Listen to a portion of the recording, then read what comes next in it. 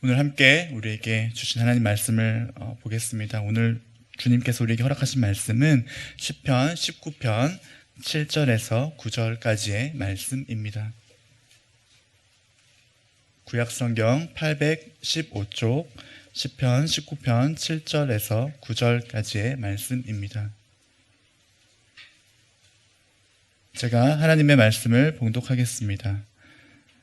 여호와의 율법은 완전하여 영혼을 소성시키며 여호와의 증거는 확실하여 우둔한 자를 지혜롭게 하며 여호와의 교훈은 정직하여 마음을 기쁘게 하고 여호와의 계명은 순결하여 눈을 밝게 하시도다. 여호와를 경외하는 도는 정결하여 영원까지 이르고 여호와의 법도 진실하여 다 의로우니. 아멘. 네, 샬롬, 반갑습니다.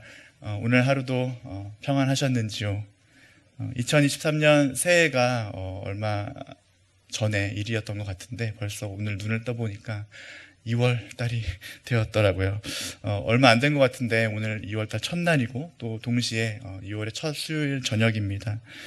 오늘 제가 낮에 이제 점심 때 이렇게 밖에 나가봤는데요. 오늘 날씨를 보니까 다른 어느 날과 다르게 조금 포근한 느낌을 많이 받았습니다. 그래서 이렇게 걷는데 좀 견딜만 하더라고요. 그리고 이제 어저께 이제 그저께 뉴스를 보니까 앞으로 이제 저희 다 마스크를 지금 쓰고 계신데 저를 빼고 앞으로 이제 몇몇 장소를 제외하고 마스크도 곧 벗게 이미 되었죠. 예, 그렇게 지금 변했는데요.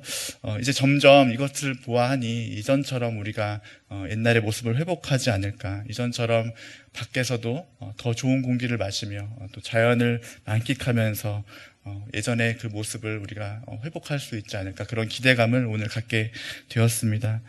그래서 오늘 이 저녁에 더욱더 이전에도 그랬지만 오늘 더욱더 하나님을 생각하면서요, 성실하시고 신실하시게 일하시는 그 하나님을 오늘 우리가 그 하나님께 감사를 드리는 저녁이 되었으면 좋겠습니다.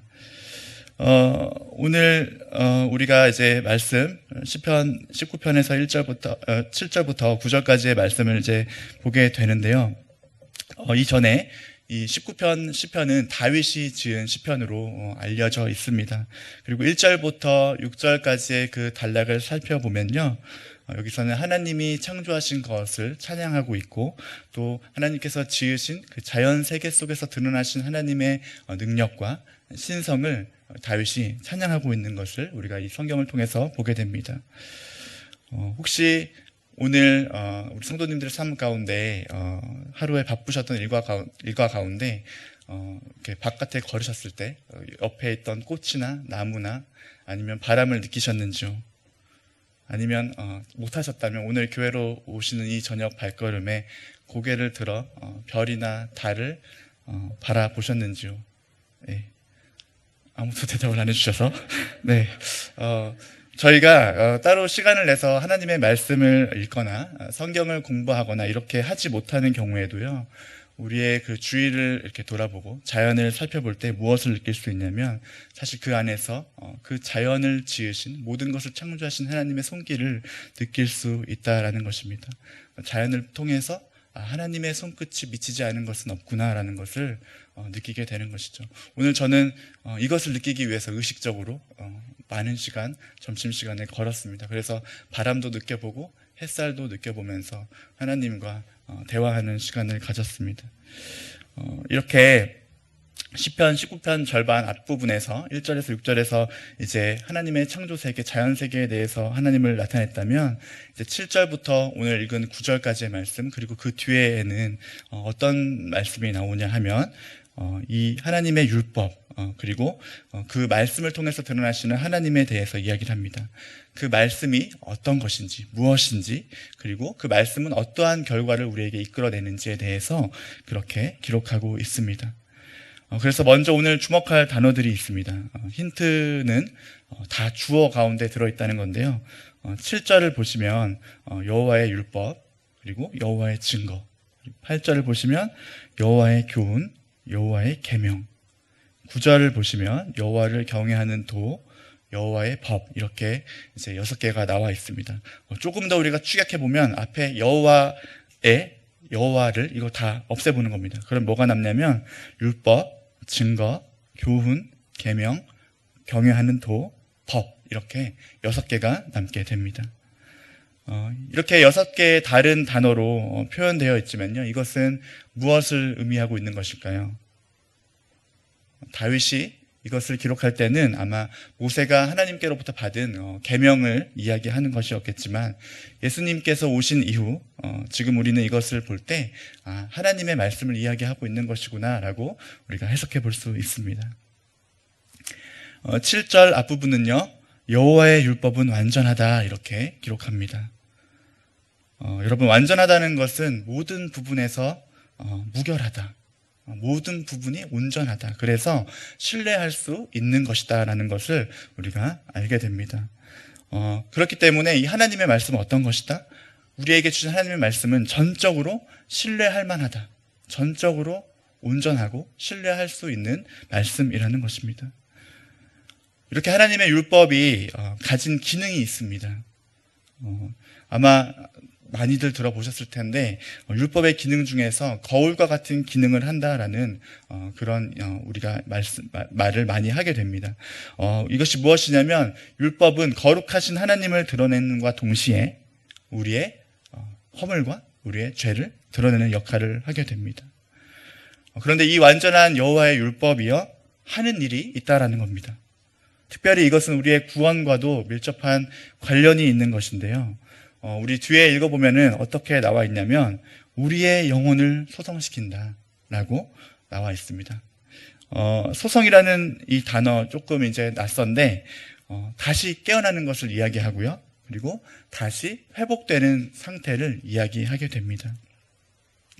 그래서 하나님의 율법이 그분의 말씀이요 우리 가운데 들어오게 되면 우리의 마음을 변화시키고 우리의 영혼을 변화시켜서 하나님께로 우리의 방향을 되돌려내는 역할을 하게 된다는 것이죠. 그것을 우리는 뭐라고 합니까? 회개 또는 회심이라고 합니다. 말씀을 통해서 여호와의 율법을 통해서 하나님께로 돌아가고 하나님과의 관계적인 회복이 일어난다라는 것을 오늘 말씀은 이야기해주고 있습니다. 그래서 로마서 10장 4절에도요 이런 말씀이 있습니다. 우리 함께 화면을 통해서 한 목소리로 읽어보았으면 좋겠습니다. 시작. 그리스도는 모든 믿는 자에게 의를 이루기 위하여 율법의 마침이 되시니라. 아멘. 하나님의 이 율법이 모세에게 주어졌던 그 율법이요 이제 예수 그리스도가 이 땅에 오심으로 인해서 어떻게 되었습니까? 완전해지고 완성되었다라고 성경은 기록합니다. 그러므로 우리의 이 구원에 관한 모든 것이 하나님이 우리에게 주신 말씀 가운데 다 들어있다라는 겁니다. 그리고 우리의 구원에 관한 모든 것이 이 땅에 오신 예수님 안에 다 들어있다라는 것입니다. 그래서 우리가 예수님을 만나게 되면 우리의 영혼이 소성되고 우리가 구원을 얻고 우리의 속사람이 하나님을 향하여서 계속해서 그분을 향하게 되는 그러한 일들이 일어나게 되는 것이죠. 두 번째입니다. 7절 후반부에는요 이렇게 기록합니다. 여호와의 증거는 확실하다 이렇게 기록되어 있습니다. 성도 여러분, 우리가 어떤 경우에 이건 정말 확실해 라고 이야기할 수 있을까요? 어제가 무슨 요일이었죠? 화요일. 확실합니까? 확실하죠. 이렇게 확실한 걸 우리가 얘기할 수 있죠. 이걸 특성을 보면 과거에 있었던 일들, 실제로 일어났는데 과거에 그렇게 일어난 일들 또는 변하지 않는 어떤 진리에 대해서 이야기할 때 우리가 이건 정말 확실하다라고 이야기합니다. 마찬가지로요, 말씀 가운데 나타나시는 하나님, 그리고 역사 가운데 일하셨던 그 하나님에 대한 증거와 이 증언이 확실하다라고 성경은 기록합니다. 모세의 시대에서 일하셨던 하나님, 그리고 또 지금 다윗의 시대에서 일하셨던 하나님, 통틀어서 이스라엘의 전체 민족과 함께 했던 그 하나님의 역사가, 그 역사를 통해 하나님이 어떤 분이신지를 다 이야기해주고 있다라는 것입니다. 그럼 오늘날 우리는 어떠한가? 사실 우리의 삶에도 이 사실은 명확하게 적용이 됩니다. 하나님의 말씀이 우리의 삶에도 모든 순간에 늘 함께 하신다라는 것입니다. 하나님의 일하심과 그분의 보호하심과 도우심이 우리를 떠나지 않고 있다라는 것입니다. 그러므로 말씀을 통해서 증거되는 하나님을 신뢰하고 믿음으로 받아들이느냐, 그렇지 않느냐, 이것이 문제이지 하나님을 증거하는 말씀 자체가 불완전한 것이 아니라는 것입니다. 하나님의 말씀에 마음의 문이 열려있는 사람은요, 다시 말해서 하나님의 말씀이 확실한 것이라고 믿는 사람은요, 그분의 말씀을 듣고 순종하게 될 것입니다. 그러나 반대로 하나님의 말씀에 대해서 확신함이 없고 그것이 확실하다고 믿지 않는 사람들은요, 하나님의 말씀을 듣지 않으려고 할 것입니다. 시편 119편 130절 말씀은 이렇게 기록합니다. 함께 또 화면을 통하여서 한 목소리로 읽어보았으면 좋겠습니다. 시작. 주의 말씀을 열면 빛이 비추어 우둔한 사람들을 깨닫게 하나이다. 여호와의 말씀을 듣고 받아들이는 사람은 무엇을 얻게 됩니까? 하나님의 가르침을 얻게 된다는 것입니다. 마치 아버지가 자녀를 교훈하듯이, 아버지가 자녀를 가르치듯이 우리가 하나님의 말씀에 귀를 기울이고 그분의 말씀을 듣고자 하면 하나님의 가르침과 교훈이 우리에게 임하게 된다는 것입니다. 성도 여러분, 하나님의 지혜를 얻기를 원하십니까? 네, 그렇다면 하나님을 증거하고 있는 하나님의 말씀 앞으로 그것을 향하여 나아가시기를 간절히 소망합니다. 하나님의 말씀이 나를 부를 때가 있습니다. 오늘 왠지 내가 말씀을 펴서 읽고 싶고 어디 유튜브나 아니면 예배를 통해서 하나님의 말씀을 듣고 싶을 때가 있어요. 그럴 때 내 몸이 피곤하다고 조금 다른 거 하고 싶다고 그 하나님의 음성을 외면하지 마시고 우리 모두가 하나님의 말씀을 열어서 그분의 지혜로 충만하여지는 그러한 일들을 경험하게 되기를 소망합니다. 세 번째입니다. 이제 8절인데요. 8절의 앞부분에는 이렇게 말씀이 기록되어 있습니다. 여호와의 교훈은 정직하다라고 기록합니다. 하나님이 세우신 규칙, 그분이 정하신 그 명령은요, 우리를 향한 그 명령은 모든 것이 다 올바르다라는 것입니다. 반대로 이야기하면 세상에서 말하는 것들, 세상에서 이렇게 가면 인생이 올바른 방향이라고 말하는 것들, 이것이 올바른 가르침이라고 세상에서 말하는 그런 것들이 결국에는 우리의 인생을 바른 길로 인도하지 못한다라는 것입니다. 오직 주님의 말씀, 오직 주님의 교훈만이 우리들의 삶 속에서 구체적으로 디렉션을 준다라는 것입니다. 주님 앞에 정직한 교훈을 받을 때 올바른 인생으로 우리가 흘러가게 될 줄 믿습니다.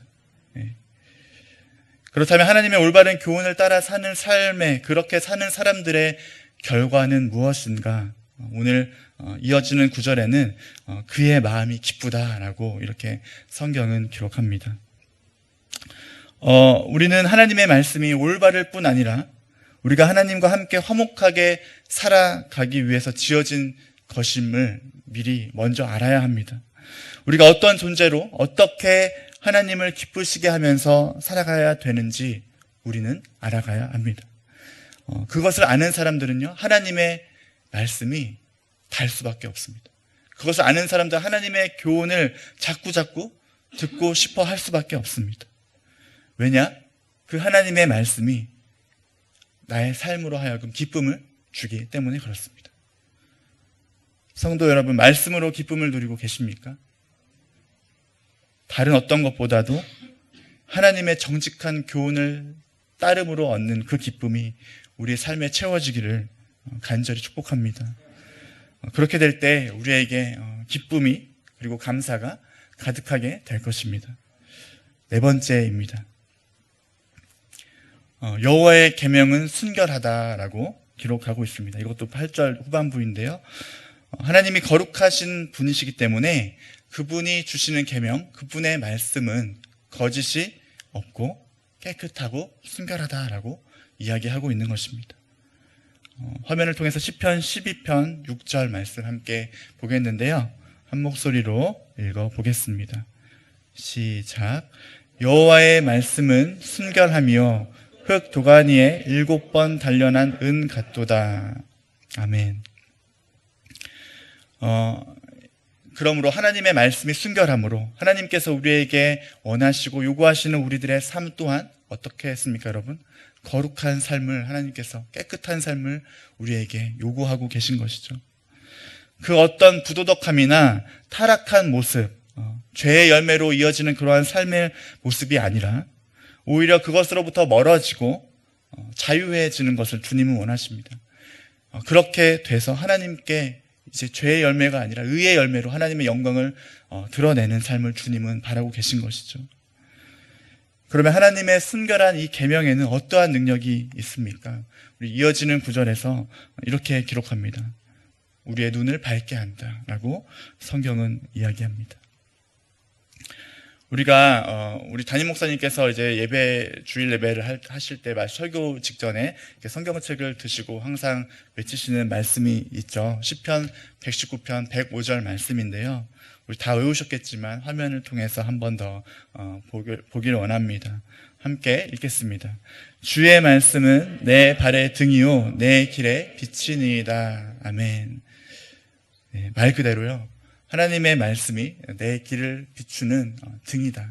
그리고 내가 내 앞길을 비추는 빛이다라고 이제 성경은 정말 우리에게 너무나 쉽게 이해할 수 있도록 그렇게 설명해 주고 있습니다. 그래서 이 말씀이 하는 것들이 우리의 영혼의 눈, 영적인 눈을 밝혀준다는 겁니다. 영적인 눈이 밝아지면 어떠한 일이 일어나느냐? 우리가 분별력이 생기게 됩니다. 무엇이 옳은 것인지 아니면 무엇이 그른 것인지 그 시야가 열리게 되는 것입니다. 어떤 것으로 가능합니까? 하나님의 말씀으로 가능하게 되는 것입니다. 그러므로 우리의 영안이 열리고 우리의 눈이 밝아지면 이제 우리가 하나님의 뜻과 하나님이 바라시는 것이 무엇인지 계속해서 그분과 컨택된 가운데 그 뜻을 깨닫게 되는 것이죠.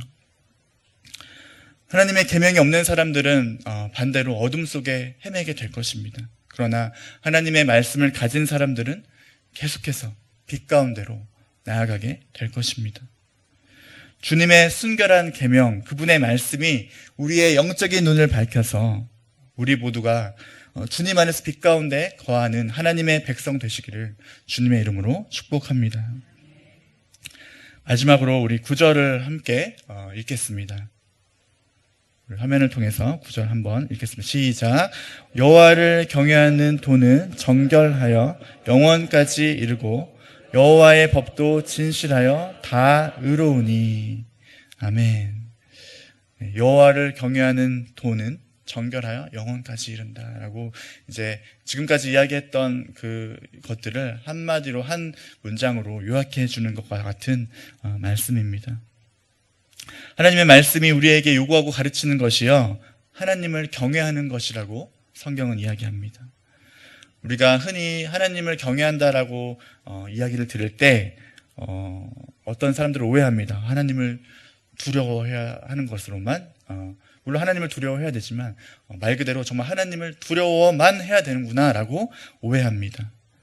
단순히 무서워하는 존재로 하나님을 인식하게 되는 것이죠. 그러나 하나님을 경외한다는 것은 우리의 깊은 영혼의 내면 속에서부터 나오는 그 하나님을 향한 사랑이 먼저 기초가 되어서 그 사랑을 바탕으로 하나님을 존경하고 하나님께 우러러보는 그러한 어떤 존경심을 이야기하는 것입니다. 거기에 포함되는 두려움인 것이지 단순한 두려움을 이야기하는 것은 아닙니다. 그런데 이 하나님을 경외하는 것은요, 우리가 하나님께 나아가는 것과 관련이 있습니다. 우리가 하나님께 나아가는 그 자세와 관련이 있다는 것입니다. 어떻게 우리가 하나님께 나아가야 할까요?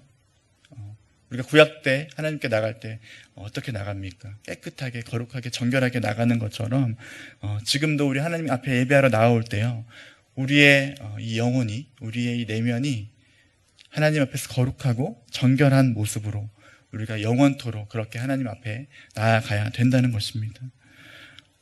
여호와를 경외하는 것이 우리의 삶을 살아가는 그 기초적인 자세, 기초적인 태도라고 성경은 이야기하고 있습니다. 이 잠언을 통해서도 여호와를 경외하는 것에 대해서 많은 구절을 우리가 찾아볼 수 있는데요. 너무 많으니까 다 찾아보진 않고요. 제가 한 두 가지만 찾아봤는데 화면에 있지는 않습니다. 첫 번째로 이런 말씀이 있습니다. 여호와를 경외하는 것은 사람으로 하여금 생명에 이르게 한다. 그리고 또 한 가지, 여호와를 경외하는 것이 지혜의 근본이요 거룩하신 자를 아는 것이 명철이니라라고 잠언은 이야기합니다. 우리가 하나님 앞에 정결한 모습으로 나아가서 그분을 경외함으로 거룩하신 하나님 앞에 나아갈 때요, 그렇게 주님과 관계를 맺고 교제할 때 무엇을 우리가 얻게 됩니까? 하나님과 영원한 교제를 할 수 있는 영원한 생명을 얻게 되는 것입니다. 7절 맨 처음에 여호와의 율법은 완전하다라고 다윗은 기록했습니다. 그리고 이제 9절 이 마지막 부분에 여호와의 법은 진실하다라고 다윗은 또 이야기합니다. 이 하나님의 말씀이 가지고 있는 우리가 앞에서 보았던 이 6가지의 본질을 이제 마지막으로 정리하고 있는 것이죠. 하나님의 말씀이 완전함과 동시에 진리임을 다시 한번 선언하고 있습니다. 하나님의 말씀은요, 결코 부당하거나 의로운 것에서 벗어나지 않습니다. 하나님의 말씀은 변하는 것이 아니고 하나님의 말씀은 거짓이 없습니다. 말 그대로 하나님의 말씀은 완전하고 하나님의 말씀은 그 진리 자체인 것입니다. 위대한 교회 성도 여러분, 완전하고 확실하고 정직하고 순결하고 정결하고 진실한 하나님의 말씀을 제일 가치 있는 것으로 여기시기를 바랍니다. 그리고 그 말씀을 가까이 하면서 그 말씀을 사랑하시기를 주님의 이름으로 축복합니다. 말씀을 정리합니다. 완전한 주님의 말씀이요, 우리의 모습과 우리의 존재, 우리의 진짜 존재를 깨닫게 합니다. 그리고 우리의 영혼을 주님께로, 우리의 시선을 주님께로 돌려서 그분을 향하게 할 것입니다. 인간의 지혜는 우둔하지만 확실한 하나님의 말씀은요, 우리를 지혜롭게 만들 것입니다. 정직한 주님의 말씀은 우리로 하여금 하나님을 예배하게 만들 것입니다. 그리고 예배하는 우리의 영은요, 하나님을 예배함으로 기쁨을 얻게 되는 것이죠. 순결한 주님의 말씀은 우리의 영적인 눈을 열어줄 것입니다. 그래서 이 세상을 살아가면서 우리가 이 땅에서 하나님의 뜻을 분별하고 하나님의 나라를 이루어 가는데 무엇이 적절하고 무엇이 적절하지 않은 것인지 그 분별력을 우리에게 키워줄 것입니다. 정결하고 진실한 하나님의 말씀으로 저와 여러분의 삶의 기초를 세워갔으면 좋겠습니다. 하나님의 말씀을 경외함으로 또 그분 앞에 나아가면서 계속해서 하루하루 매일매일 하나님을 예배하는 주님의 귀한 예배자로 세워주시기를 주님의 이름으로 축원드립니다. 함께 기도하겠습니다.